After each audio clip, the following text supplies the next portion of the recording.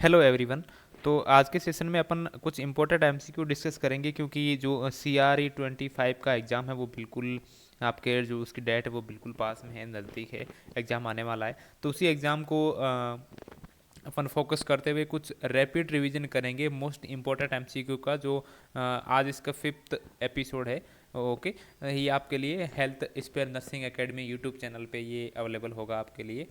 तो कुछ important MCQ है उसको डिस्कस करेंगे अपन, जो एग्जाम के लिए इंपॉर्टेंट होने वाले हैं। तो उसी सेशन को स्टार्ट करते हुए आपके सामने आज के सेशन का फर्स्ट क्वेश्चन है अवेलेबल। जल्दी से रीड करना है और आपको आंसर करना है कि ये क्वेश्चन क्या है। ओके, फिर अपन बताएंगे इसका आंसर। द पेशेंट, क्वेश्चन क्या पूछ रहा है आपसे कि the patient is prescribed metronidazole, एक पेशेंट को anti fungal medicine metronidazole advice की गई है for adjunct treatment for the duodenal ulcer, जिसको कि ड्यूडिनल अल्सर है। When teaching about this medication से द नर्स वुड इंक्लूड, आप इस मेडिकेशन के रिगार्डिंग द पेशेंट को टीचिंग दे रहे हो, एजुकेशन दे रहे हो, तो इसमें से कौन सा स्टेटमेंट उस एजुकेशन के रिगार्डिंग करेक्ट होगा। The medication the medication should be taken only until you begin to feel better, यानी कि आप मेडिसिन तब तक लेनी है आपको जब तक कि आप बेटर फील नहीं करते। जैसे ही बेटर फील करोगे मेडिसिन को क्या कर दोगे, आप लेना बंद कर दोगे। This medication should be taken on empty stomach to increase absorption. Okay, तो एब्जॉर्प्शन को इंक्रीज करने के लिए आप क्या करोगे, एम्प्टी स्टमक लेनी है। While taking this medication you do not have to be concern about being in the sun, या फिर जब तक आप ये मेडिसिन मेट्रो ले रहे हो तब तक आपको सन यानी कि डायरेक्ट सनलाइट के साथ में एक्सपोजर ज़्यादा नहीं करना है। या फिर लास्ट ऑप्शन है आपके सामने, while taking this medications alcoholic beverages and product containing alcohol should be avoided. यहाँ फिर आप जब तक ये मेडिसिन ले रहे हो तब तक आपको जो एल्कोहलिक बेवरेज या फिर एल्कोहलिक सब्सटेंस है जिसके अंदर अल्कोहल हो, उसको आपको अवॉइड करना है, नहीं लेना है। चलिए, अगर ऑप्शन में फर्स्ट की बात करूँ यहाँ पे, तो जब तक बेटर फील करोगे तब तक नहीं, जबकि आपको फुल कोर्स लेना होता है। ऐसा नहीं है कि आपने एक टैबलेट ली, आपने बेटर फील किया और टैबलेट को होल्ड कर दिया, तो ऐसा नहीं करना है। फुल कोर्स आपको क्या करना है, लेना है जब तक ठीक हो जाओ, उसके बाद में भी। तो ये ऑप्शन तो आपका इनकरेक्ट हो गया, फर्स्ट ऑप्शन तो आपका गलत हो गया। सेकेंड वन, आपको एम्प्टी स्टमक की मेडिसिन नहीं लेनी है, खाना खाने के बाद में लेनी है हमेशा। तो take with food, take with food या फिर आफ्टर फूड। तो एम्प्टी स्टमक नहीं लेनी है, then option B is also incorrect. While this medication okay concern about being in the sun, do not to be concern about being in the sun. तो direct light के contact में नहीं आना है वैसे बात करें तो, क्योंकि इस मेडिकेशंस के साथ में कुछ क्या होते हैं, जो फोटो सेंसिटिव इफेक्ट भी देखने को मिलते हैं, यानी कि फोटो सेंसिटिव ड्रग होती है ये।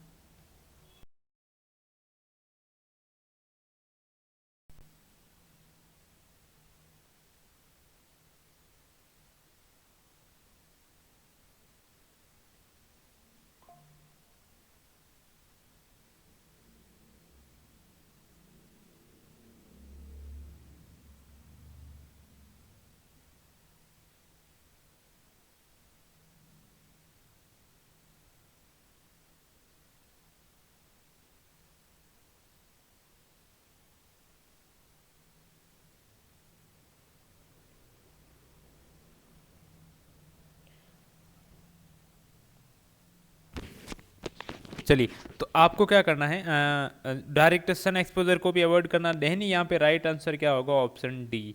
While taking this medication alcoholic beverage and products containing alcohol should be avoided. Alcohol जो कंटेंट प्रोडक्ट है उसको आपको अवॉइड करना है, क्योंकि मेट्रो के साथ में हमेशा आपको डायसल्फिराम लाइक रिएक्शन देखने को मिलता है। मेट्रो के साथ में क्या देखने को मिलता है, डायसल्फिराम लाइक रिएक्शन। ओके, ये डायसल्फिराम क्या है, एंटा एब्यूज मेडिसिन है। एंटा एब्यूज क्या है, ड्रग है एंटी एब्यूज। जब पेशेंट को जब एल्कोहल विड्रॉल करवाना हो तो अपन क्या करते हैं, एंटी एब्यूज मेडिसिन यूज में लेते हैं। यानी कि जब ये मेडिसिन पेशेंट को देते हैं तो ये मेडिसिन देने के बाद पेशेंट जैसे ही अल्कोहल कंटेनिंग कुछ भी फूड या फिर बेवरेज खाएगा तो उसको तुरंत वॉमिटिंग होनी स्टार्ट हो जाएगी। इसलिए सल्फिराम लाइक रिएक्शन देखने को मिलता है मेट्रो के साथ में भी। यानी कि जब भी आप मेट्रो आपको मेडिसिन चल रही है और उसके साथ में अगर आपने अल्कोहल कंटेनिंग कुछ बेवरेज कंज्यूम किया तो आपको क्या होगी, वॉमिटिंग या फिर डायसल्फिराम लाइक रिएक्शन साइन और सिम्टम्स आपको देखने को मिल सकते हैं। तो आपको क्या करना है, यहाँ पे जब भी क्या ले रहे हो, मेट्रोनिडाजोल चल रही है, आपको अल्कोहल बेवरेज कंज्यूम नहीं करना है। Then option C is the correct answer. तो यहाँ पे ऑप्शन सी क्या हो जाएगा, आपका करेक्ट आंसर हो जाएगा।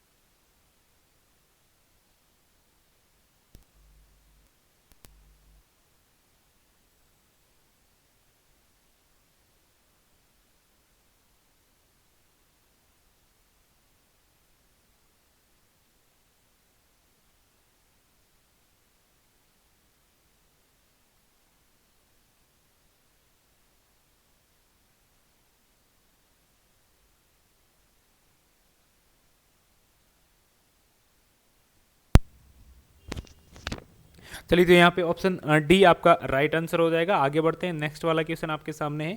The nurse is preparing to administer a feeding via nasogastric tube. आप रेडी कर रहे हैं एक पेशेंट को एनजी ट्यूब से फीडिंग करवाने के लिए। The nurse would perform which of the followings before initiating the feeding.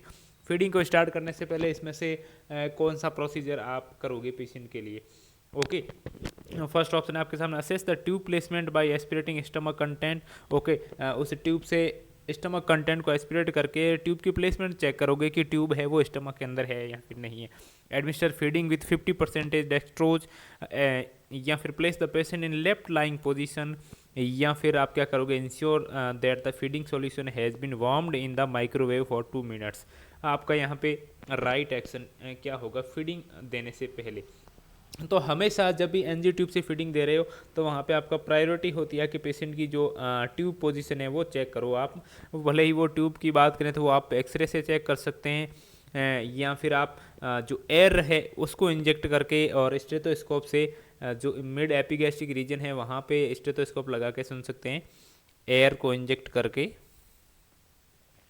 Okay, air inject करके फिर एपिगैस्ट्रिक जो रीजन है वहाँ से आप क्या कर सकते हैं, साउंड को लिसन कर सकते हैं स्टेथोस्कोप से, या फिर आप क्या कर सकते हैं, जो स्टमक कंटेंट है उसको एस्पिरेट भी कर सकते हो।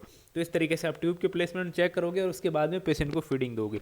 ये यहाँ पे बात करूँ लेफ्ट लाइंग पोजीशन में नहीं, आप फाउलर पोजीशन में, फाउलर पोजीशन के अंदर क्या दोगे, पेशेंट को फीडिंग नेजोगैस्ट्रिक ट्यूब से दोगे।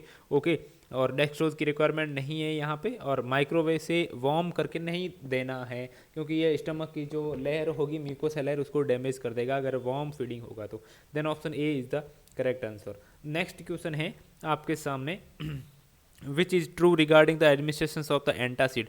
एंटासिड एडमिनिस्ट्रेशन के रिगार्डिंग इसमें से कौन सा स्टेटमेंट करेक्ट है। तो antacid should be administered without regard to meal time.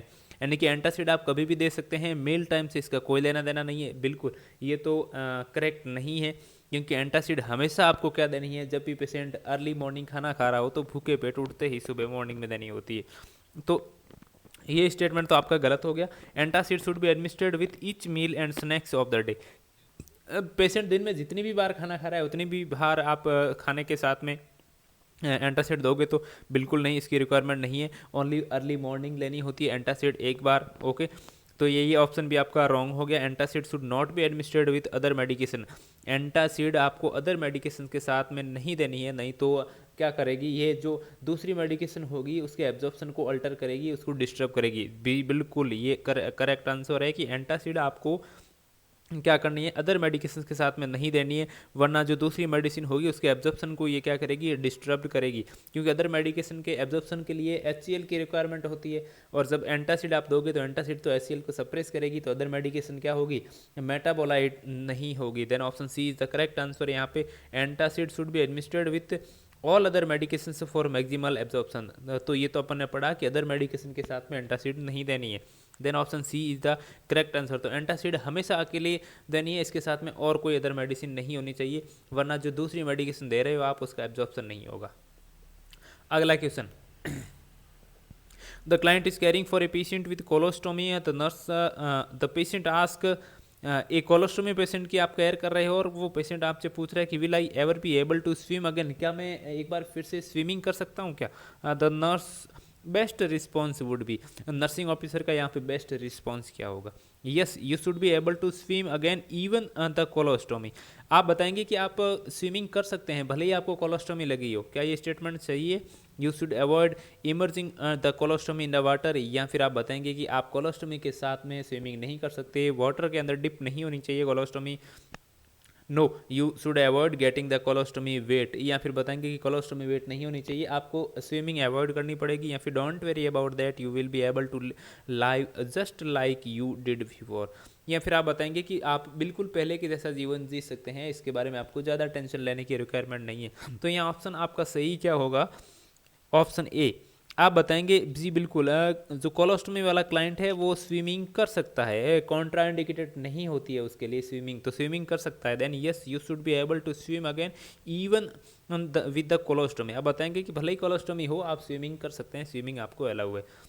Then option A is the correct answer. तो कुछ इंपॉर्टेंट क्वेश्चन है जिसको अपन फटाफट जल्दी से पढ़ रहे हैं ताकि आपका रैपिड रिवीजन हो सके कुछ इंपॉर्टेंट क्वेश्चन का। अगला क्वेश्चन है, the nurse is assisting in the care of a patient who is 2 day post operative from a hemorrhoidectomy, the nurse would be correct in instructing the patient to।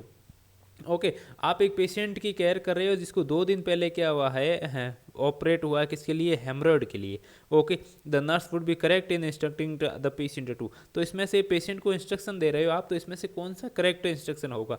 Avoid A high fibre diet, ये fibre है, avoid high fibre diet, high fibre diet avoid करनी है, तो avoid high fibre diet करोगे तो patient को क्या, लो fibre diet दोगे तो पेशेंट को कॉन्स्टिपेशन होगा। ओके, और लो फाइबर डाइट में आप कॉन्स्टिपेशन होगा पेशेंट को, तो हेमरॉइड की सर्जरी के बाद में पेशेंट में कॉन्स्टिपेशन नहीं होना चाहिए, उसको लैक्सेटिव दी जाती है, हाई फाइबर देनी है डाइट, अवॉइड नहीं करनी है। देन ये स्टेटमेंट इंस्ट्रक्शन तो गलत हो गया आपका, क्योंकि आप लो फाइबर डाइट दोगे तो पेशेंट को कॉन्स्टिपेशन होगा, कॉन्स्टिपेशन से पेशेंट के जो हेमरॉइड की सर्जरी हुई है उसके ऊपर, स्टिसिस के ऊपर और ज़्यादा प्रेशर पड़ेगा। Then option A is the incorrect answer. Continue to use ice pack, ice pack की देखिए, आइस पैक की बात करूँ तो जस्ट जैसे ही पेशेंट की सर्जरी हुई हो हेमरॉइड की, उस सर्जरी के बाद में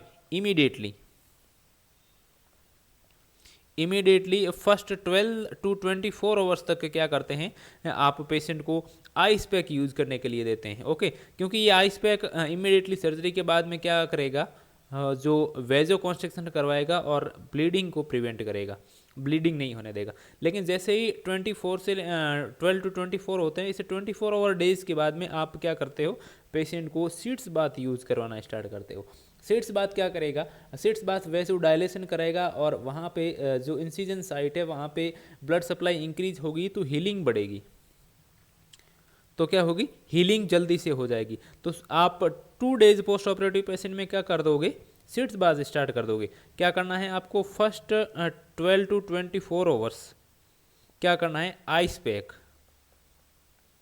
और आफ्टर 24 आवर्स क्या करना है, आफ्टर 24 आवर्स क्या करना है, seats bath.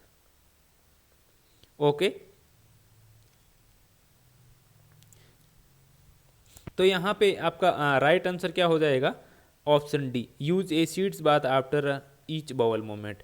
Take a laxative daily to prevent constipation, यहाँ पे डेली लेक्सिटिव यूज नहीं करेंगे, क्योंकि डेली लेक्सिटिव करेंगे तो पेशेंट को डायरिया हो जाएगा, डायरिया हो जाएगा। अगर पेशेंट को कॉन्स्टिपेशन है तो उसको प्रिवेंट करने के लिए लेक्सिटिव दे सकते हैं, लेकिन डेली नहीं देनी है। Then option D is the correct answer है यहाँ पे। चलिए अगला क्वेश्चन, the nurse is assisting in the care of a client with diverticulosis, okay diverticulosis है पेशेंट को और उसकी केयर कर रही है। Which of the following assessment finding must necessitate an immediate report to the doctor, इसमें से कौन सी फाइंडिंग ये बता रही है कि आपको इस फाइंडिंग को तुरंत इमीडिएटली डॉक्टर को इन्फॉर्म करना है। Bowel sounds are present, bowel sound present है तो इन्फॉर्म करोगे जी नहीं, ये तो गलत हो गया, क्योंकि अगर बॉवेल साउंड एब्सेंट है तो आपको इन्फॉर्म करना है। बॉवेल साउंड एब्सेंट होगी तो वो क्या इंडिकेट करेगी, कहीं ना कहीं बॉवेल परफोरेशन, बॉवेल रप्चर हो गया है, ठीक है। लेकिन बॉवेल साउंड प्रेजेंट है तो it's normal phenomena, normal finding, तो आपको इसको इन्फॉर्म नहीं करना। Intermediate left lower quadrant pen, okay left lower quadrant pen है, इंटरमीडिएट है तो भी इन्फॉर्म नहीं करना, क्योंकि ये अगर पेशेंट को डायवर्टिकुलोसिस है तो उसमें देखने को मिलेगा, डेफिनेटली इन्फॉर्म करने की रिक्वायरमेंट नहीं है। Constipation alternating with diarrhoea, diverticulosis के पेशेंट में ये कॉमनली देखने को मिलता है कि पेशेंट को एक बार डायरिया होगा और एक बार क्या होगा, कॉन्स्टिपेशन होगा। तो जब तक ट्रीटमेंट कंप्लीटली नहीं हो जाता तब तक तो ये क्या है, नॉर्मली देखने को मिलेंगे पेशेंट के अंदर। लेकिन अगर पेशेंट के अंदर हीमोग्लोबिन 26% एंड हेमेटोक्रिट 32 देखने को मिल रही है, यानी कि हेमेटोक्रिट होनी चाहिए 40 से लेकर 48% तक, लेकिन किसी पर्सन के अंदर 32 देखने को मिल रही है, इट मीन्स कि ये कम है। और लो हेमेटोक्रिट क्या इंडिकेट करता है कि पेशेंट को कहीं ना कहीं एनीमिया है। एनीमिया मीन्स पेशेंट को डायवर्टिकुलोसिस है, तो डायवर्टिकुलोसिस से कहीं ना कहीं क्या हो रहा है, पेशेंट को इंटेस्टाइनल ब्लीडिंग हो रही है। ये क्या इंडिकेट कर रहा है कि पेशेंट को कहीं ना कहीं इंटेस्टाइनल क्या हो रही है, ब्लीडिंग हो रही है। और जब इंटेस्टाइनल ब्लीडिंग होगी तो पेशेंट को एनीमिया होगा, ओके। तो ये जो रिपोर्ट है हेमेटोक्रिट वाली, ये तुरंत आपको डॉक्टर को इन्फॉर्म करनी है, क्योंकि कहीं ना कहीं पेशेंट में क्या हो रहा है, ब्लीडिंग हो रही है।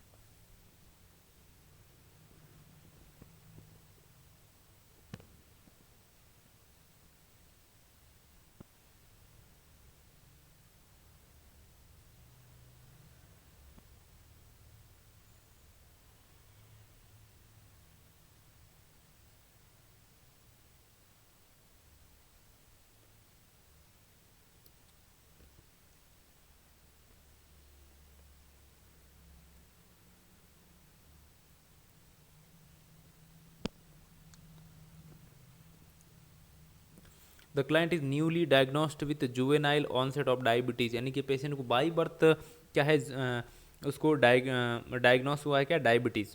Which of the following nursing diagnosis is priority, यहाँ पे कौन से नर्सिंग डायग्नोसिस को आप प्रायोरिटी देंगी, एंजाइटी, पेन, नॉलेज डेफिसिट या फिर Altered thought process.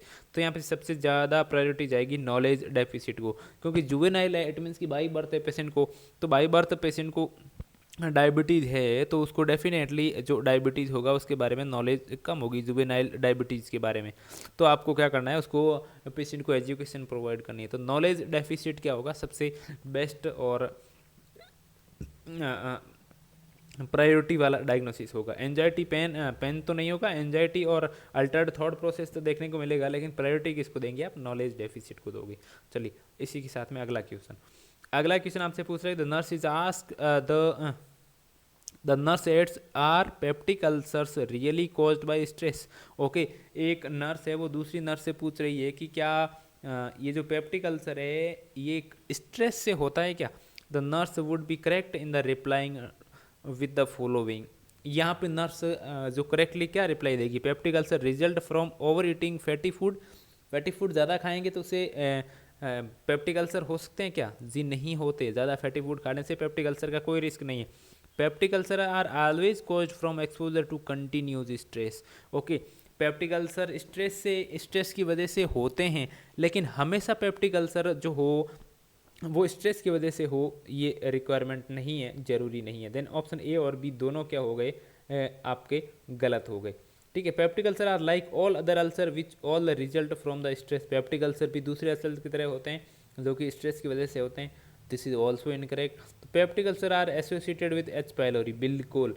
Peptic ulcer का पॉजिटिव एजेंट कौन सा बैक्टीरिया होता है, आपका एच पाइलोरी, एच पाइलोरी की वजह से पेप्टिक अल्सर होता है। Although there are other ulcer that are associated with stress, और पेप्टिक अल्सर के अलावा जो एच पाइलोरी कॉज नहीं करता वो दूसरे अल्सर होते हैं, वो स्ट्रेस की वजह से हो सकते हैं। देन ऑप्शन डी यहाँ पे क्या हो जाएगा आपका करेक्ट आंसर हो जाएगा।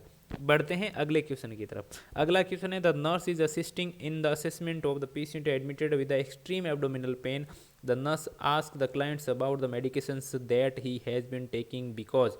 ओके, एक पेशेंट को असेस कर रहे हो आप, असेसमेंट करते टाइम, और हाँ पेशेंट को क्या हो रहा है, एक्सट्रीम एब्डोमिनल पेन, बहुत ज़्यादा एब्डोमिनल पेन हो रहा है। आप उस पेशेंट को मेडिकेशंस के बारे में पूछ रहे हो कि आप प्रेजेंट टाइम में कौन सी मेडिकेशन ले रहे थे या फिर ली है। आप क्यों पूछ रहे हैं इस मेडिकेशंस के बारे में, क्या एसोसिएशन हो सकता है इस मेडिकेशंस का एब्डोमिनल पेन से। Interactions between medications will cause abdominal pain. Okay, जो मेडिसिन मान लीजिए आपने 2 या 3 मेडिकेशन ली है, तो उन दोनों तीनों मेडिकेशन के बीच में जो इंटरेक्शन होता है उस इंटरेक्शन की वजह से एब्डोमिनल पेन हो सकता है। ओके जी, बिल्कुल ऐसा नहीं होता है, हमेशा सभी मेडिकेशंस आपस में इंटरेक्शन नहीं करती है, और सभी मेडिकेशंस की वजह से, ऑल मेडिकेशंस की वजह से यहाँ पे एब्डोमिनल पेन देखने को नहीं मिलता है। कुछ एक मेडिकेशन हो सकती है लेकिन नॉट फॉर ऑल। देन ये ऑप्शन आपका क्या हो जाएगा, गलत हो जाएगा। Various medications taken by the mouth can affect the alimentary tract. जी बिल्कुल, ये यहाँ पे स्टेटमेंट सही हो सकता है, अगर अदर कोई स्टेटमेंट सही नहीं हुआ तो, कि जो कई टाइप की जो मेडिकेशंस होती है वो आप अगर बाई माउथ यानी कि ओरली रूट से ले रहे हैं तो वो एलिमेंट्री ट्रैक्ट को क्या करती है, अफेक्ट करती है, और उसकी वजह से स्पाज्म हो सकता है, पेशेंट को पेन हो सकता है, एब्डोमिनल पेन। तो यहाँ पे ऑप्शन बी सही हो जाएगा। ऑप्शन सी की बात करूँ तो this will provide an opportunity to educate the patient regarding the medication. क्या ये मौका है आपके, सही मौका है आपके लिए पेशेंट को दवाइयों के रिगार्डिंग एजुकेशन देने का? बिल्कुल नहीं, this is not a correct time for health education regarding to the medications. ये सही टाइम नहीं है, पेशेंट को पेन हो रहा है, आप एजुकेशन क्या दोगे। And the type of the medications might be attributed to the abdominal pathology not already identified। तो ये स्टेटमेंट भी आपका रॉन्ग हो गया। Then option B is the correct answer. क्या हुआ कि जो मेडिकेशन, कुछ मेडिकेशन जो आप ओरली रूट से लेते हो कहीं ना कहीं जीआई ट्रैक्ट को अफेक्ट करती है, उसकी वजह से स्पाज्म देखने को मिलता है और पेशेंट को एब्डोमिनल पेन हो सकता है। देन ऑप्शन आपका बी करेक्ट हो गया। नेक्स्ट क्वेश्चन है आपके सामने, the nurse is assisting the abdomen. The nurse now the best sequence to perform the assessment is. अब पेशेंट के एब्डोमेन को असेस कर रहे हो तो यहाँ पे फिजिकल असेसमेंट का जो करेक्ट सीक्वेंस होता है वो क्या होगा, inspection, auscultation, palpitation. Okay, auscultation, palpitation, infection, palpation, inspection है, या फिर ऑस्कल्टेशन, एंड लास्ट वन है इंस्पेक्शन, पाल्पेशन एंड ऑस्कल्टेशन। तो हमेशा आपने याद रखा होगा कि जब भी आप क्या करते हो, एब्डोमन असेस करते हो, तब आप फॉलो करते हो आई एम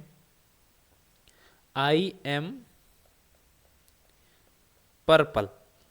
क्या करते हो, आई एम पर्पल वाला रूल सीक्वेंस फॉलो करते हो। इट मीन्स कि पहले करते हो इंस्पेक्शन, ओके, फिर करते हो ऑस्कल्टेशन, फिर करते हो परकशन, फिर करते हो पाल्पिटेशन। क्योंकि पाल्पिटेशन सबसे लास्ट में किया जाता है, क्योंकि जब पाल्पेट करोगे तो पेशेंट की जो इंटेस्टाइनल मोबिलिटी है, पेरिस्टाल्सिस मोमेंट है, वो इंक्रीज हो जाएंगे, तो अदर फाइंडिंग होगी उसको अल्टर नहीं करेगा, इसलिए जो दूसरी फाइंडिंग होगी उसको आप पहले ही क्या कर दोगे, असेस कर दोगे। तो ये सीक्वेंस होगा। तो ये सीक्वेंस आपको कहाँ पर देखने को मिल रहा है, ऑप्शन ए के अंदर इंस्पेक्शन है, फिर ऑस्कल्टेशन है, परकशन नहीं है किसी भी ऑप्शन में, फिर क्या है, पाल्पिटेशन है। तो यहाँ पे ऑप्शन ए क्या हो जाएगा, करेक्ट हो जाएगा। अदर देन जो एब्डोमिनल होते हैं organ, other than abdomen organ होते हैं, उसके असेसमेंट में आप रूल फॉलो करते हो, वो करते हो IPPA का रूल। IPPA का रूल इट मीन्स कि पहले करोगे इंस्पेक्शन, ओके, फिर करोगे पाल्पिटेशन, फिर करोगे परकशन, और लास्ट में करते हो ऑस्कल्टेशन। ओके, तो ये सीक्वेंस है जो फॉलो होगा एब्डोमेन के अंदर और अदर ऑर्गन के असेसमेंट के अंदर। देन यहाँ पे ऑप्शन ए आपका करेक्ट आंसर हो जाएगा। अगला question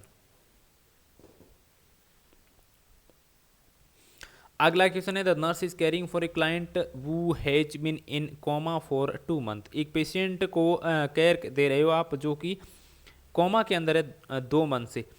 he has signed a donor card. उस पेशेंट ने कोमा में जाने से पहले डोनर कार्ड साइन किया। इट मीन्स कि अगर वो ब्रेन डेड हो जाता है तो वो अपने ऑर्गन को क्या करेगा, डोनेट करेगा, या फिर डेथ हो जाती है तो क्या करेगा, अपने ऑर्गन को डोनेट करेगा। वो पेशेंट ने खुद ने साइन किया। But the wife is oppose to the idea of organ donation, लेकिन अब जो उसकी वाइफ है वो उसके अपोजिशन में, यानी कि वाइफ नहीं चाहती कि अब उसके ऑर्गन को डोनेट किया जाए। How should the nurse handle the topics of the organ donation with his wife. अब यहाँ पे नर्सिंग ऑफिसर उस पेशेंट की वाइफ के साथ में कैसे डील करोगे करना है, ठीक है। क्योंकि उसने साइन जो है कंसेंट वो कर रखा है ऑर्गन डोनेशन का, लेकिन अभी जो वाइफ है वो क्या कर रही है, बिल्कुल अपोज है, वो मना कर रही है कि हम नहीं करेंगे। Tell the wife that the hospital will honour her wishes regarding organ donation but contact the organ retrieval staff. आप उस जो वाइफ है पेशेंट की उसको बताओगे कि जो आप ऑर्गन डोनेशन के ऑनर हैं या फिर जो सम्मान आपको मिलना चाहिए वो मिलेगा, या फिर और इससे अधिक जानकारी अगर आपको चाहिए और कोई भी डाउट हो तो जो ऑर्गन रिट्रीवल है या फिर जो ऑर्गन डोनेशन को जो कौन स्टाफ है वो फुलफिल करवाती है, कंप्लीट करवाती है, उस स्टाफ से आप कांटेक्ट कर सकते हो, या फिर जो कोऑर्डिनेटर होते हैं डोनेशन टीम के उससे कांटेक्ट कर सकते हो। Tell her that because her husband signed a donor card, या फिर आप उसको बताएंगे कि क्योंकि उसके हस्बैंड ने जो डोनर कार्ड है वो साइन किया है, hospital has the right to take organ upon the death of the husband. आप कुछ भी बोलो, क्योंकि आपके हस्बैंड ने साइन किया है कंसेंट, इसलिए जैसे ही उनकी डेथ होगी ऑर्गन निकाल लिए जाएंगे, आप मना करो उससे कोई फ़र्क नहीं पड़ेगा, ये बताओगे आप। या फिर explain that it is necessary for her to donate her husband's organ because he signed her permit. आपको उसके ऑर्गन डोनेट करने ही होंगे क्योंकि आपके हस्बैंड ने कंसेंट को साइन किया है। And refrain from talking about the subject until after the death of her husband, या फिर आप उस टॉपिक के बारे में डिस्कस करना ही नहीं चाहते जब तक कि वो पेशेंट है उसकी डेथ नहीं हो जाती।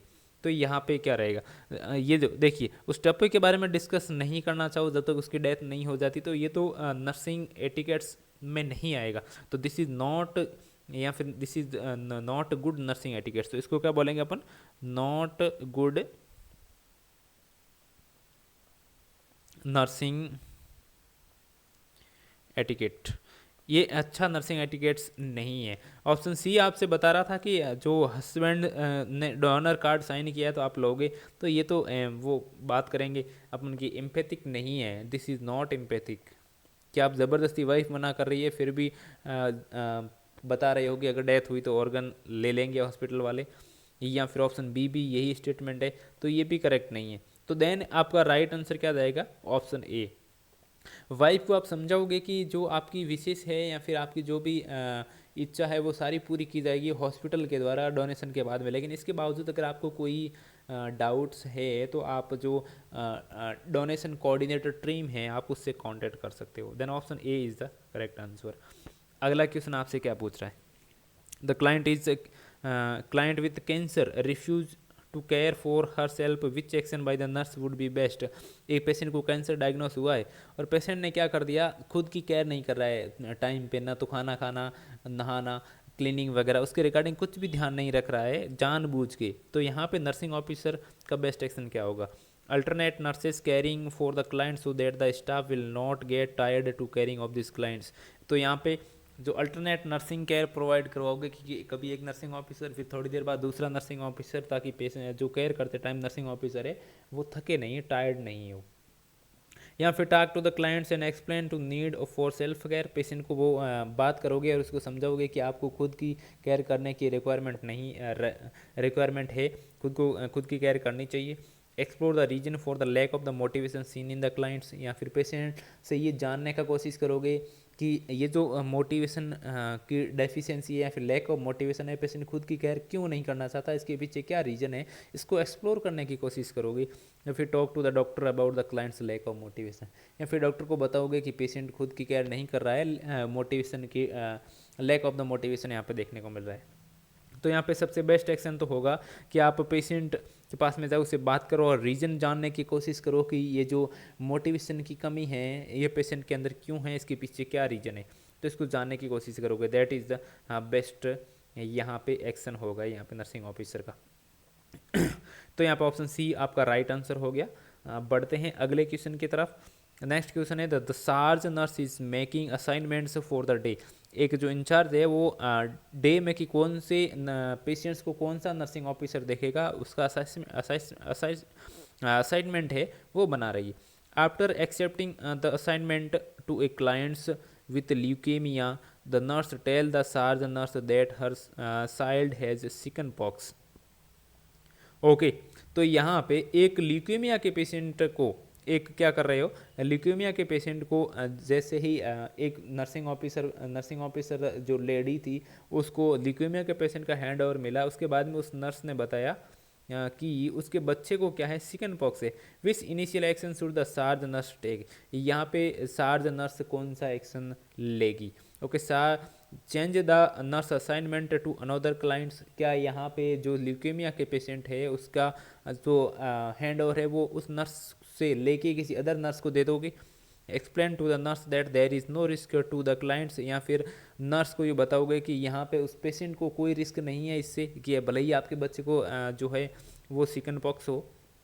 या फिर ask the nurse if the chicken pox have escaped, या फिर उस नर्स से पूछोगे कि आपके बच्चे को चिकन पॉक्स हुआ है उसमें स्केप्ड जो है वो हो गए हैं या फिर नहीं हुए हैं। या फिर ask the nurse if she has ever had the chicken pox, या फिर उस नर्सिंग ऑफिसर से पूछोगे कि आपके बच्चे को चिकन पॉक्स है लेकिन आपको कभी चिकन पॉक्स हुआ है या फिर नहीं हुआ है।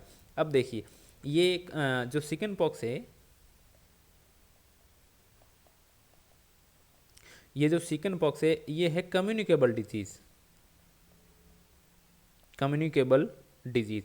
इट मीन्स कि एक पर्सन से दूसरे पर्सन को रेस्पिरेटरी रूट से या फिर बॉडी फ्लूइड से क्या हो सकती है, स्प्रेड हो सकती है। मेनली होती है ये रेस्पिरेटरी रूट से। कौन से रूट से, रेस्पिरेटरी रूट से। इट मीन्स कि अगर उस नर्सिंग ऑफिसर के बच्चे को है तो हो सकता है उस नर्सिंग ऑफिसर के बच्चे से नर्सिंग ऑफिसर को हो, और नर्सिंग ऑफिसर को है तो उसकी वजह से जो ल्यूकेमिया का पेशेंट है उसकी इम्यूनिटी भी कम है। ओके, वीक इम्यूनिटी है तो हो सकता है कि उस नर्सिंग ऑफिसर से उस ल्यूकेमिया के पेशेंट में चिकन पॉक्स ट्रांसफर हो जाए। तो उसको प्रिवेंट करने के लिए जो चार्ज नर्स होगी वो पहले जो नर्सिंग ऑफिसर जिसको हैंड ओवर मिला है, जो बता रहा है कि मेरे बच्चे को चिकन पॉक्स है, उस स्टाफ को, उस नर्सिंग ऑफिसर को पूछोगे कि क्या आपको भी चिकन पॉक्स हुआ है कभी पहले। क्योंकि एक बार अगर चिकन पॉक्स हो जाए ओके तो उसके बाद में लाइफ लॉन्ग उसके खिलाफ आपके अंदर एंटीबॉडी बन जाती है, इम्यूनिटी आ जाती है। यानी कि एक बार अगर चिकन पॉक्स हो गया तो दोबारा से चिकन पॉक्स होने का रिस्क नहीं रहेगा। तो पहले पूछोगे उस नर्सिंग ऑफिसर को, नर्सिंग ऑफिसर अगर बताएगा कि जी मुझे पहले चिकन पॉक्स हो चुका है, इट मीन्स कि उसके अंदर चिकन पॉक्स के खिलाफ एंटीबॉडी बन चुकी है, इम्यूनिटी है, तो जो बच्चे को चिकन पॉक्स हो रखा है वो उसके अंदर नहीं आएगा। और जब उसको चिकन पॉक्स नहीं होगा तो उस पेशेंट को ट्रांसफ़र भी नहीं होगा, तो फिर वो ही पेशेंट केयर कर सकती है। लेकिन अगर नर्सिंग ऑफिसर बताएगा कि मुझे खुद को चिकन पॉक्स नहीं हुआ है तो हो सकता है उस बच्चे से चिकन पॉक्स ट्रांसफ़र हो जाए उस नर्सिंग ऑफिसर में, और नर्सिंग ऑफिसर से उस ल्यूकेमिया के पेशेंट में। तो देन उस पेशेंट को आप क्या करोगे, हैंड ओवर नहीं दोगे उस पेशेंट का उस नर्सिंग ऑफिसर को। तो सबसे पहले ये पता लगाना है कि उस पेशेंट को जो केयर देख रही है नर्सिंग ऑफिसर उसको चिकन पॉक्स हुआ है या फिर नहीं हुआ है। Then option D is the correct answer, सबसे बेस्ट रहेगा। यहाँ पे असाइनमेंट पहले चेंज नहीं करना है ओके और रिस्क तो रहता ही है, डायरेक्टली ये नहीं बताओगे कि यहाँ पे कोई रिस्क नहीं है, और चिकन पॉक्स का कोई भी फेज हो वो कम्युनिकेबल तो होता ही है। चलिए option D is the correct answer. अगला question, the nurse is caring for a client with a mastectomy which action would be contraindicated. एक पेशेंट को क्या हुआ है, मास्टेक्टोमी ओके यहाँ पे कौन सा एक्शन है वो कॉन्ट्राइंडिकेटेड होगा। Taking the blood pressure in the side of the mastectomy, mastectomy side से ब्लड प्रेशर लेना। Elevated the arm on the side of the mastectomy okay, यहाँ जो मास्टेक्टोमी की साइड है वो एलिवेट रखना। Position the clients on the unaffected side, unaffected side दे सकते हैं पोजीशन, आर्म को एलिवेटेड रखते हैं ताकि जो ईडिमा है वो नहीं हो okay. Performing a dextrostix on the unaffected side, dextrostix means जो अपन ब्लड ग्लूकोज चेक करते हैं और उसमें जो छोटी सी नीडल आती है जिससे प्रिक करते हैं उसको बोलते हैं डेक्स्ट्रोस्टिक। तो अनअफेक्टेड साइड में प्रिक कर सकते हैं ओके, ये कॉन्ट्रा इंडिकेटेड नहीं है। Taking the blood pressure in the side of the mastectomy, जिस साइड से मास्टेक्टोमी हुई है उस साइड से बीपी मीजर, तो बीपी भी मीजर कर सकते हैं, इतनी कॉन्ट्रा इंडिकेटेड नहीं होती है। सबसे ज़्यादा हाँ जी बिल्कुल, सबसे ज़्यादा तो होता है यहाँ पे, तो अदर तो ये कॉन्ट्रा इंडिकेटेड नहीं है। तो ये कॉन्ट्रा इंडिकेटेड है कि आप उस साइड से ब्लड प्रेशर मीजर नहीं कर सकते, बीपी मीजर नहीं कर सकते, उस साइड से वेनी पंचर नहीं कर सकते, कैनोला नहीं लगा सकते। तो option A is the correct answer है। ये कॉन्ट्रा इंडिकेटेड है कि जिस साइड में मास्टेक्टोमी हुई है, जैसे कि लेफ्ट साइड मास्टेक्टोमी है, तो लेफ्ट हैंड से ना तो बीपी मेजर करनी है, ना उस साइड में आपको आर्टरी लाइन, ना उस साइड में जो वेनिपंचर या फिर कैनुला आपको एक्सेस नहीं लेना है। Option A is the correct answer. चलिए अगला question. The client has an order to gentamicin to be administer, एक पेशेंट को जेंटामाइसिन ऑर्डर किया है। Which lab result should be reported to the doctor before beginning the medication, इसमें से कौन सी lab report doctor को बतानी होगी ये जेंटामाइसिन देने से पहले। तो अपने को पता है कि जेंटामाइसिन क्या है, एंटीबायोटिक है। ओके, ये जेंटामाइसिन क्या है, एंटीबायोटिक है। कौन सी क्लास का, कौन सी कैटेगरी का, तो ये है आपका एमिनोग्लाइकोसाइड, एमाइनो ग्लाइकोसाइड। और जो एमाइनो ग्लाइकोसाइड होता है, जेंटामाइसिन हो गया, एमिकासिन हो गया, ओके, इन सब के दो मेन साइड इफेक्ट होते हैं। ये जो एमिनो ग्लाइकोसाइड होता है, ये तो एक तो करता है ऑटोटॉक्सिसिटी, यानी कि ये होता है ऑटोटॉक्सिक। एक होता है आपका नेफ्रोटॉक्सिक,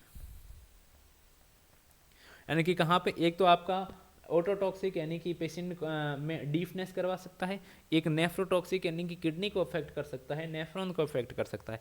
तो इन दो पेशेंट को अगर डिजीज है कोई इसके रिगार्डिंग, तो उस पेशेंट में ये एमिनोग्लाइकोसाइड नहीं देनी है। और दे रहे हैं तो उससे पहले आप क्या करोगे, रीनल फंक्शन टेस्ट कर लोगे, और पेशेंट की हियरिंग इम्पेयर्ड है नहीं है उसके रिगार्डिंग टेस्ट कर दोगे। तो यहाँ पे जेंटामाइसिन देने से पहले हिमेटोक्रिट जरूरी नहीं है। क्रिएटिनिन किसको इंडिकेट करता है कि आपकी किडनी सही से फंक्शन नहीं कर रही है या फिर कर रही है। तो पेशेंट को जेंटामाइसिन देने से पहले क्रिएटिनिन की रिपोर्ट को असेस करना है आपको। एरिथ्रोसाइट काउंट या फिर डब्ल्यूबीसी रिक्वायरमेंट नहीं है, क्योंकि डब्ल्यूबीसी इंक्रीज है तभी तो जेंटामाइसिन दे रहे हैं। तो यहाँ पे क्रिएटिनिन सबसे ज़्यादा इंपॉर्टेंट हो गया।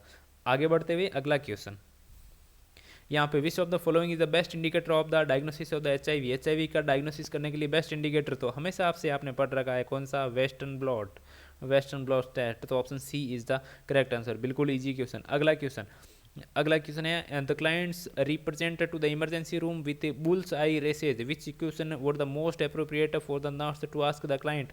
बुल्स आई रेसेज के साथ में एक पेशेंट है, वो इमरजेंसी में प्रेजेंट हुआ है, कौन सा क्वेश्चन उसकी पेशेंट से सबसे पहले पूछेंगे आप, have you found any ticks on your body, आपकी बॉडी के ऊपर कोई टिक आपको मिला था क्या।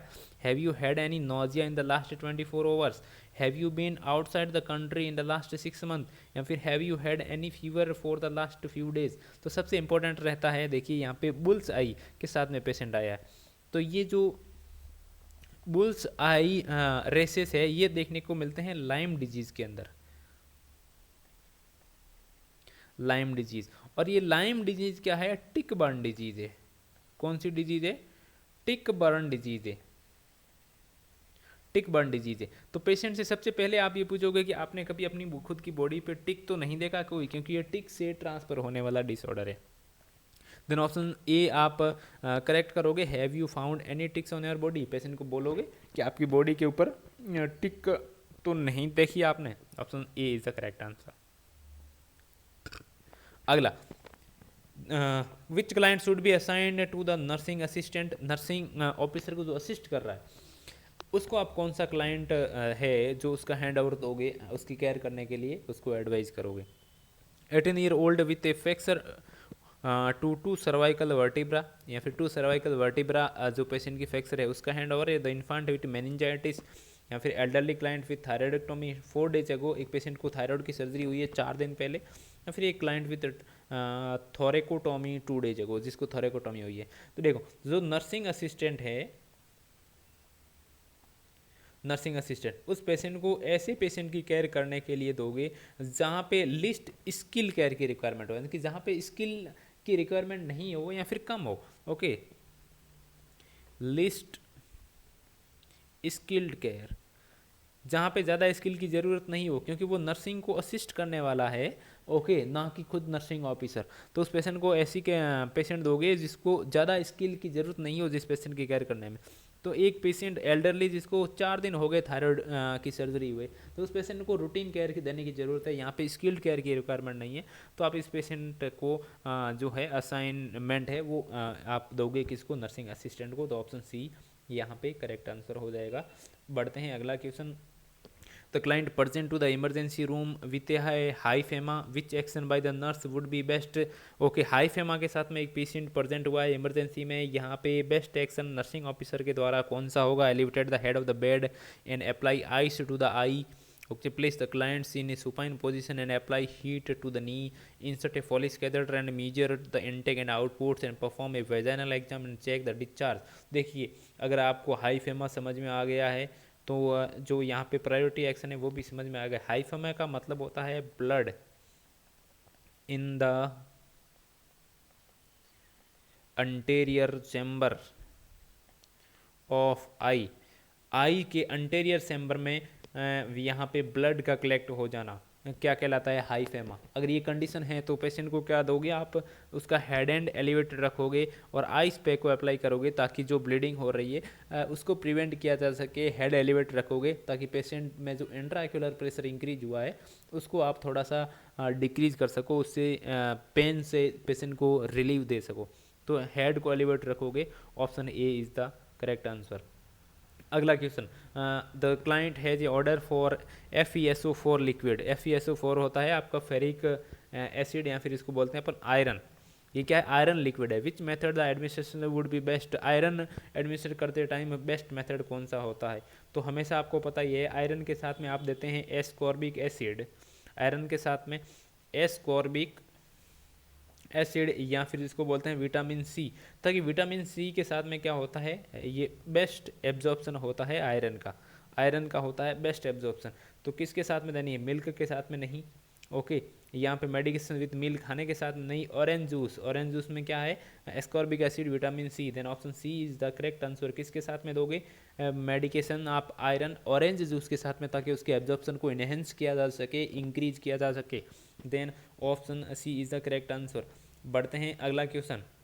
The client with an ileostomy is being discharge. Ileostomy का एक पेशेंट डिस्चार्ज हो रहा है. Which teaching should be the included in the plan of care. इसमें से कौन सी टीचिंग उसके जो केयर का प्लान है उसके अंदर इंक्लूड करोगे? Using karaya powder to seal the bag. Bag को सील करने के लिए कराया पाउडर यूज करोगे. ये कराया पाउडर बैग को सील नहीं करता है. ओके, नॉट सील, तो ये तो यूज में नहीं लेना है. Okay, irrigating the ileostomy daily. Ileostomy को डेली इरीगेट करना है तो आपको ध्यान रखना है इरीगेट करते हैं कोलोस्टोमी को. इलियोस्टोमी को कभी इरीगेट नहीं किया जाता है. Okay, irrigation not allowed.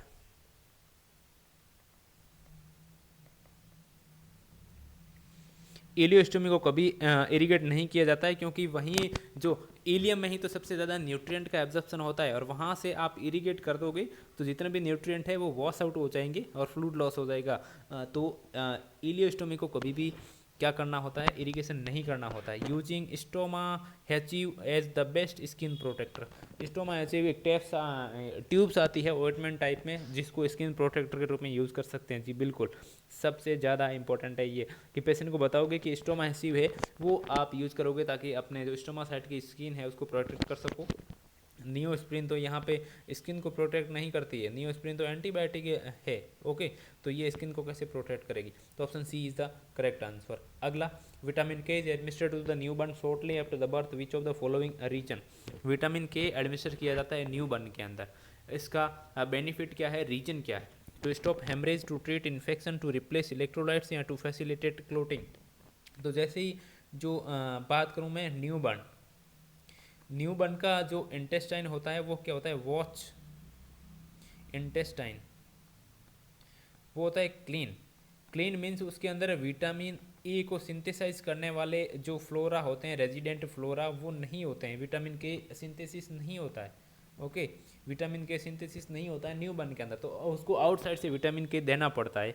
जैसे ही न्यूबॉर्न बर्थ होता है उसका, तो ये विटामिन के होता है ये अपन देते हैं. जो टर्म बेबी होता है उसको तो देते हैं 1 mg और जो प्री टर्म होता है प्री टर्म में देते हैं 0.5 mg. ओके, तो ये क्या करवाता है? जो विटामिन के क्या करवाता है? क्लोटिंग को फैसिलिटेट करता है, फिर क्लोटिंग फैक्टर को एक्टिवेट करता है, क्लोटिंग को इंक्रीज करवाता है.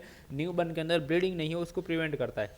तो हेमरेज को डायरेक्टली प्रिवेंट नहीं करता है, ये इन्फेक्शन को ट्रीट नहीं करता, इलेक्ट्रोलाइट्स को रिप्लेस नहीं करता. क्या करता है? टू फैसिलिटेट क्या करता है? Clotting. Then option D is the correct answer. अगला question, before administering methotrexate only to the clients with cancer the nurse should check. देखिए मिथाइल ट्रेक्जेट देने से पहले क्या चेक करोगे, IV site, electrolytes, blood gases या फिर vital sign. ये जो मिथाइल ट्रेक्जेट है ये क्या है, कीमो ड्रग है। ओके, कीमो ड्रग, और कीमो ड्रग को एडमिनिस्टर करने से पहले हमेशा आपको क्या चेक करने होते हैं, वाइटल्स चेक करने होते हैं, जैसे कि बीपी हो गया, टेम्परेचर हो गया, पल्स हो गया, रेस्पिरेशन रेट हो गया। तो यहाँ पे आप क्या चेक करोगे पेशेंट का, पहले वाइटल साइन चेक करोगे ये मेथाइल ट्रेक्जेट एडमिनिस्टर करने से पहले। नेक्स्ट क्वेश्चन आपका क्या है, the nurse is teaching A group of a new graduates about the safety needs of the clients receiving chemotherapy. Safety needs के रिगार्डिंग आप टीचिंग दे रहे हो एक न्यू ग्रेजुएट्स ग्रुप को। Okay, before administration chemotherapy the nurse should, जो chemotherapy administer करने से पहले उस पेशेंट के अंदर आपको कौन सी मेडिसिन यूज़ में देनी है उसके रिगार्डिंग कौन सी एजुकेशन दोगे न्यू ग्रेजुएट ग्रुप्स को। Administer A bolus of the IV fluid, IV fluid का बोलस देना है कीमो ड्रग्स देने से पहले, पेन मेडिकेशन देनी है, एंटीएमेटिक्स देनी है, या फिर allow the patient to a सांच टू इट, या फिर पेशेंट को खाना खिलाना है पहले। तो सबसे बेस्ट होता है कि ये जो कीमो ड्रग्स होती है, ये कीमो ड्रग्स की वजह से पेशेंट के अंदर मोस्ट कॉमन जो साइड इफेक्ट होता है वो होता है नोजिया, यानी कि कीमो ड्रग्स दोगे पेशेंट को नोजिया होगा। इस नोजिया को प्रिवेंट कैसे कर सकते हैं अपन, प्रिवेंट इस तरीके से करेंगे कि जो कीमो ड्रग्स होती है उसको देने से पहले पेशेंट में आप क्या दोगे, एंटी इमेट्रिक्स ड्रग्स दे दो, एंटी इमेटिक्स होगी मेडिकेशन, जैसे कि ऑन्डेस्ट्रॉन, जैसे कि ऑन्डेस्टोरॉन, ये मेडिकेशन दे दो किससे पहले, कीमो ड्रग्स देने से पहले, ताकि पेशेंट को नोजिया नहीं हो। तो सबसे पहले यहाँ पे इंपॉर्टेंट क्या रहेगा, administer and antiemetics. Okay, तो कीमो ड्रग से पहले एंटी इमेटिक, ताकि पेशेंट को नोजिया नहीं हो, वॉमिटिंग नहीं हो। अगला question, the nurse is admitted to the postpartum unit with order to continue the infusion of the Pitocin, यानी कि पिटोसिन कौन सा इन्फ्यूजन है, ऑक्सीटोसिन, ऑक्सीटोसिन। पोस्टमार्टम में एक पेशेंट को ऑर्डर मिला है कंटिन्यू करने का इन्फ्यूजन पिटोसिन का। The nurse is aware that the Pitocin is working if the fundus is, अगर जो यूट्रस है, क्योंकि पोस्टमार्टम हेमरेज से प्रिवेंट करने के लिए यहाँ पे जो है आपको ऑर्डर किया गया है ऑक्सीटोसिन इन्फ्यूजन। चलिए, अब ऑक्सीटोसिन ऑर्डर किया है तो आपको पता होना चाहिए कि ऑक्सीटोसिन यूट्रस के फंडस पे तभी एक्ट करेगा जब यूट्रस की पोजीशन क्या होगी, डेविएटेड टू द लेफ्ट, नहीं लेफ्ट या राइट। अगर डेविएशन हुआ है तो ये होता है मोस्टली आपका जो ब्लैडर, यूरिनरी ब्लैडर होता है वो फुल ब्लैडर की वजह से। तो यहाँ पे आपका एक्शन होता है कि ब्लैडर को खाली करो, वहाँ पे पिटोसिन एक्शन नहीं करेगा, डेविएशन है अगर यूट्रस का तो। ओके, फीम एंड मिड लाइन, जी बिल्कुल, यूट्रस अगर फीरम है और मिड लाइन है तो पिटोसिन एक्ट करेगा, तो ऑप्शन बी करेक्ट आंसर होगा यहाँ पे। बोजी है तो भी एक्ट नहीं करेगा, two finger breadth below the umbilicus है तो भी एक्ट नहीं करेगा, तो यहाँ पे सबसे राइट एक्शन क्या होगा, ऑप्शन बी। अगला question, a 5 year old is family contacted to the clients with a tuberculosis iso, एक आपने क्या है जो 5 साल का बच्चा फैमिली मेम्बर के कांटेक्ट में आ गया है जिसको टीबी था, ट्यूबरकुलोसिस था। Isoniazid has been prescribed for the client, the nurse aware that the length of the time that medications will be taken. Okay, तो अगर कांटेक्ट में कोई पॉजिटिव ट्यूबरकुलोसिस पेशेंट के कांटेक्ट में फैमिली मेम्बर आ जाता है तो उसको 6 month तक कौन सी मेडिसिन दी जाती है, आइसोनियाजाइड, आइसोनियाजाइड दी जाएगी। कितने टाइम तक, 6 month तक दी जाएगी। और इस आइसोनियाजाइड के साथ में दिया जाता है आपका विटामिन B6, विटामिन B6 जिसको बोलते हैं पायरिडॉक्सिन, पायरिडॉक्सिन। क्यों, क्योंकि जब पेशेंट आइसोनियाजाइड लेगा तो इस आइसोनियाजाइड का साइड इफेक्ट होता है पेरिफेरल न्यूराइटिस, पेरिफेरल न्यूराइटिस। तो इस पेरिफेरल न्यूराइटिस को प्रिवेंट कैसे करेंगे, विटामिन B6 लेके। तो यहाँ पे आइसोनियाजाइड और विटामिन B6 6 महीने तक दी जाती है उसको। अगला जो क्वेश्चन है वो है, a 4 year old with cystic fibrosis has a prescription for the Viokase pancreatic enzyme. देखिए सिस्टिक फाइब्रोसिस है, बहुत ज़्यादा जो थिक म्यूकस है उसका प्रोडक्शन होगा, पेंक्रियाज में जाके जम जाएगा, लीवर में जाके जम जाएगा, तो वहाँ से जो पेंक्रियाटिक जूस होगा वो नहीं आएगा। पेंक्रियाटिक जूस नहीं आएगा तो आपके जो खाना खा रहे हैं फूड का उसका डाइजेशन नहीं होगा। उसको प्रिवेंट करने के लिए, माल एब्जॉर्प्शन को प्रिवेंट करने के लिए आप क्या दे रहे हो, पेंक्रियाटिक एंजाइम बाहर से दे रहे हो। The correct time to give pancreatic enzyme, ये पेंक्रियाटिक एंजाइम देने का करेक्ट टाइम क्या होता है, 1 hours before meal, 2 hours after meal, with each meal and snacks या फिर ऑन द एम्प्टी स्टमक। तो ये होता है बेस्ट टाइम कि जब भी आप खाना खिलाओ पेशेंट को तो मील या फिर स्नैक्स के साथ में साथ ही साथ देना है आपको क्या, ये पेंक्रियाटिक एंजाइम, ताकि पेशेंट जो खा रहा है वो क्या हो सके, एब्जॉर्प्शन हो सके उसका। तो option C is the correct answer. अगला क्वेश्चन है, a client with osteomyelitis has an order a trough level to be done because he is taking gentamicin. देखिए एक पेशेंट को ओस्टियोमाइलाइटिस है जिसको ऑर्डर किया गया है कौन सी मेडिसिन, जेंटामाइसिन, और जेंटामाइसिन लेने से पहले थ्रू लेवल एडवाइज किया गया। Okay, when should the nurse call the lab to obtain the trough level. अब लैब पर्सन को कब कॉल करोगे आप थ्रू लेवल को असेस करने के लिए। देखिए दो लेवल होते हैं, एक तो होता है आपका पीक लेवल और एक होता है through level. Peak level, peak level तो बोल सकते हैं कि ग्रेटेस्ट कंसंट्रेशन या फिर highest concentration of the drugs in the blood 30 minutes after infusion. आपने कोई मेडिसिन इन्फ्यूज की है, उस मेडिसिन के इन्फ्यूज करने के 30 मिनट बाद ब्लड के अंदर उस मेडिकेशन का कंसंट्रेशन क्या है, उसको बोलते हैं पीक लेवल, यानी कि greatest concentration of the drugs in the blood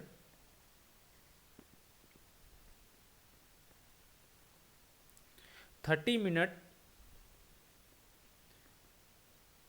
after infusion, यानी कि 30 मिनट ड्रग्स देने के बाद में ब्लड के अंदर उसका कंसंट्रेशन क्या है, उसको बोलते हैं पीक लेवल। एक होता है थ्रू लेवल, एक होता है थ्रू लेवल, ये होगा आपका greatest concentration of the drug in the blood, कब, 30 मिनट्स बिफोर इन्फ्यूजन, यानी कि ड्रग देने के 30 मिनट पहले ब्लड के अंदर उस ड्रग्स का कंसंट्रेशन कितना है उसको बोलते हैं थ्रू लेवल। तो थ्रू लेवल असेस करने के लिए लैब पीपल को कॉल करोगे आप 30 minutes before the fourth dose. Okay, क्योंकि 30 minutes before the first dose तो कैसे होगा, फर्स्ट डोज यानी डोज दी नहीं है उससे पहले, तो आपके ब्लड के अंदर वो उस ड्रग्स का कंसंट्रेशन कहाँ से आएगा, तो ये तो रॉन्ग हो गया। ओके, आफ्टर तो होगा ही नहीं, बिफोर होगा, और बिफोर द फर्स्ट डोज तो होगा ही नहीं, then option B is the correct answer. आपका नेक्स्ट क्वेश्चन है, a new diabetic is learning to administer his insulin.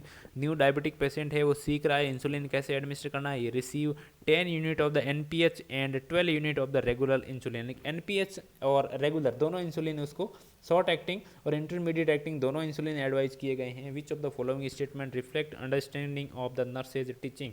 इसमें से कौन सा स्टेटमेंट ये बता रहा है कि जो नर्स ने सिखाया है वो क्लाइंट सीख गया है इंसुलिन एडमिनिस्टर करने के बारे में। When drawing up my insulin I should draw up the regular insulin first. वो बता रहा है कि मैं जब इंसुलिन जो है सीरीज उसके अंदर लोड करूँगा तो पहले रेगुलर लूँगा और उसके बाद में एनपीएच लूँगा। When driving up my insulin I should draw up the NPH first, या फिर वो बता रहा है पहले एनपीएच फिर regular. It doesn't matter which insulin I drop, वो बता रहा है कि मैं कोई भी इंसुलिन पहले लोड करूँ क्या फ़र्क पड़ता है। I can not mix the insulin so I will need 2 shots, वो बताएगा कि मैं इंसुलिन को मिक्स नहीं करूँगा। वैसे दो इंसुलिन को मिक्स नहीं कर सकते, लेकिन रेगुलर और एनपीएस को मिक्स कर सकते हैं। और जब भी रेगुलर और एनपीएस को मिक्स करना हो आप मिक्स करते हैं, लोड करते हैं पहले आरएन को, इसको फॉलो करते हैं रजिस्टर्ड नर्स को। रजिस्टर्ड नर्स मीन्स पहले रेगुलर इंसुलिन को लोड करोगे उसके बाद में एनपीएस को करोगे। तो ऑप्शन ए करेक्ट होगा। अगर पेशेंट बता रहा है कि मैं पहले रेगुलर को लोड करूंगा फिर एनपीएस को, इट मीन्स कि उसको समझ में आ गया है कि ये इंसुलिन कैसे लोड करना है। चलिए अगला, the clients is schedule to have a intravenous colon angiogram before the procedure the nurse should assess the patient for.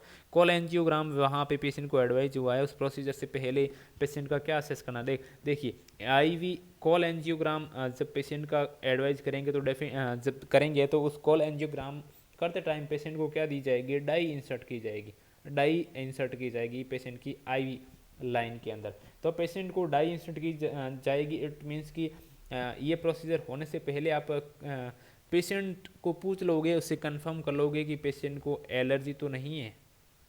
किससे, आयोडीन से, क्योंकि ये डाई क्या है, एक आयोडीन सब्सटेंस है, डाई आयोडीन सब्सटेंस है। तो आयोडीन या फिर पेशेंट को सेल्फ ही से उससे क्या है, एलर्जी नहीं होनी चाहिए। अगर एलर्जी नहीं है तो ही आप ये प्रोसीजर में डाई इंसर्ट करोगे।